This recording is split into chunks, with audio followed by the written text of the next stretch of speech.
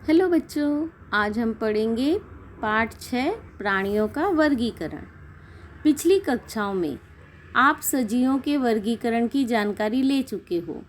हमारे आसपास नज़र आने वाले सजीव अर्थात मुख्य रूप से वनस्पति और प्राणी ये हैं। पिछले वर्ष हमने वनस्पतियों के वर्गीकरण का अध्ययन किया है। उस आधार पर हमें वनस्पतियों की विविधताएं समझ में आईं।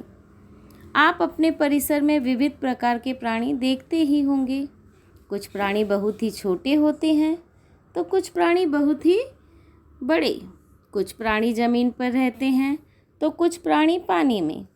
कुछ प्राणी रेंगते हैं तो कुछ प्राणी पानी में तैरते हैं अथवा हवा में उड़ते हैं।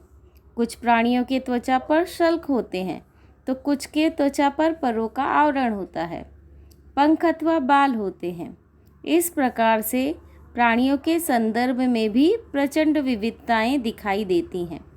अभी अभी किए गए अध्ययनानुसार पृथ्वी पर लगभग 70 लाख प्रकार के प्राणियों की प्रजातियां मौजूद होंगी, ऐसा अंदाज़ा दर्शाया गया है। इसमें प्रत्येक प्रजाति का अध्ययन करना बिल्कुल असंभव है, परंतु यदि प्राणियों की समानता एवं असमानता के आधार पर समूह और उपसमूह तैयार किए जाएं, तो इस बड़ी संख्या में उपलब्ध प्राणियों का अध्ययन करना अधिक आसान होगा। अब हम देखेंगे प्राणी वर्गीकरण की पारंपरिक पद्धति। पारंपरिक पद्धति अनुसार प्राणियों के शरीर में आधार देने के लिए पृष्ठरज्जु नाम का अवयव होता है या नहीं, इस मुद्दे पर आधारित प्राणी जगत का 2 भागों में वर्गीकरण किया गया है, जैसे असंपृष्ठरज्जु प्राणी और संपृष्ठरज्जु प्राणी। तो सबसे पहले हम देखेंगे असंपृष्ठरज्जु प्राणी।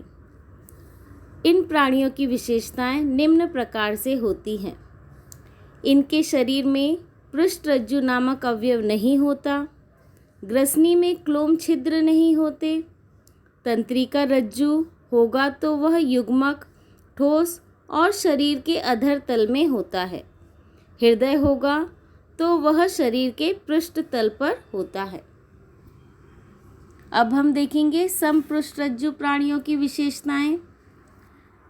इनके शरीर में पृष्ठरज्जु नामक अवयव पाया जाता है। श्वसन के लिए क्लोम छिद्र या फेफड़े होते हैं। तंत्रिका रज्जु एक ही खोखली और शरीर के पृष्ठभाग में होती है। हृदय शरीर के अधर तल में होता है। पृष्ठरज्जु यह शरीर को आधार देने वाली लंबे धागे जैसी संरचना है जो प्राणियों के शरीर में पृष्ठतल पर होता है। तो हमने देखा कि प्राणी जगत को 2 उपजगत में बांटा गया है, असंपृष्ठरज्जु प्राणी और संपृष्ठरज्जु प्राणी।